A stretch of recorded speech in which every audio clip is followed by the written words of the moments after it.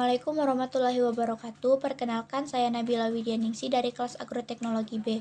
Di sini saya akan memaparkan materi tentang intensitas serangan hama dan penyakit pada tanaman sawi hijau atau Brassica jengcae.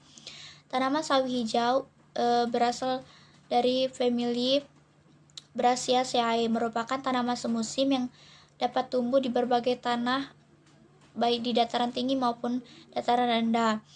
Daerah penanaman yang cocok untuk pertumbuhan tanaman sawi sendiri ialah 5-1200 meter di atas permukaan laut. Tanaman sawi sendiri termasuk kelompok tanaman sayur yang memiliki kandungan gizi yang tinggi bagi kesehatan tubuh seperti serat, kalori, protein, lemak karbohidrat, kalsium, zat besi, vitamin A, B1, dan vitamin C.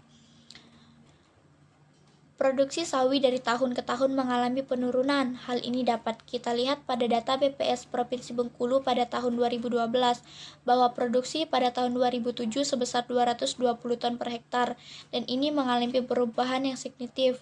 Pada tahun 2011, produksinya sebesar 83 ton per hektar. Berdasarkan data tersebut, maka perlu dilakukan budidaya tanaman sawi yang baik dan benar. Dalam budidaya tanaman sawi tersebut, salah satu kendala yang menjadi penghambat produksi sendiri baik dari kualitas maupun kuantitas ialah adanya serangan organisme pengganggu tanaman atau sering disebut OPT. Adapun tujuannya untuk mengetahui pengaruh hama terhadap tanaman, mengetahui apa saja faktor mempengaruhi tanaman, dan mengetahui cara penanggulangan hama dan penyakit pada tanaman sawi. Adapun metode penulisannya yang seperti di PPT. Adapun faktor yang mempengaruhi hama tanaman sawi terhadap pertanian. Yang pertama ada hama perusak daun. Hama ini termasuk jenis hama nokturnal yang aktif di malam hari, sedangkan di siang hari hama ini bersembunyi di bawah permukaan atau sisa makanan. Yang kedua ada hama penggorok daun atau biasa disebut leaf miner. Hama ini termasuk jenis lalat bibit yang hidup dan makan di dalam daun sawi. Yang ketiga ada ulat tanah. Ulat ini menyerang tanaman pada malam hari dan bersembunyi di tanah pada siang hari. Yang keempat ada ulat geraya. Ulat ini menyerang tanaman sawi dengan cara memakan daun sehingga daun berlubang dan menyisakan daunnya saja. Yang terakhir ada penyakit akar gada. Adapun cara mengatasi hama dan penyakit pada tanaman.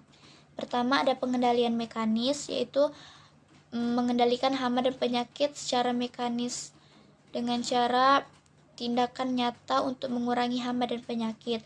Cara ini dapat dikatakan sebagai cara tradisional dikarenakan tidak menggunakan zat kimia semacam insektisida, akan tetapi dengan alat-alat seperti sabit, gunting tanaman, dan lain sebagainya.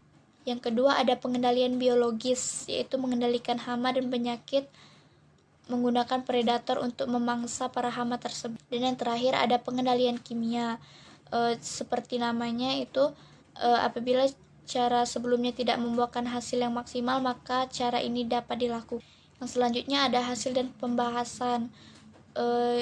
Yang pertama ada hama perusak daun atau Plutella cyostella, termasuk jenis hama nokturnal yang aktif pada malam hari, sedangkan di siang hari hama ini berada di bawah permukaan daun atau sisi daun. Ulat ini merusak tanaman sawi dengan cara memakan sehingga daun berlubang dan menyisihkan urat daun. Contohnya seperti di gambar. Yang kedua ada penyakit akar ganda atau Plasmodipola brassiae. Penyakit ini menyebabkan akar membusuk, kering, dan layu. Dan yang terakhir ada hama penggorok daun. Hama ini bersifat polifilek atau menyerang berbagai jenis tanaman ini. Kesimpulannya adalah dapat disimpulkan bahwa permasalahan yang dialami para petani adanya hama tanaman yang dapat menyebabkan kerusakan. Hama dan penyakit pada tanaman sawi merupakan kendala bagi pertumbuhan dan perkembangan sawi itu sendiri. Adapun macam-macam hama dan penyakit yang menyerang tanaman sawi yaitu hama perusak daun, hama penggorok daun, ulat tanah, ulat geragat, dan penyakit akar ganda. Hama dan penyakit dapat mempengaruhi pertumbuhan dan produksi pada tanaman sawi.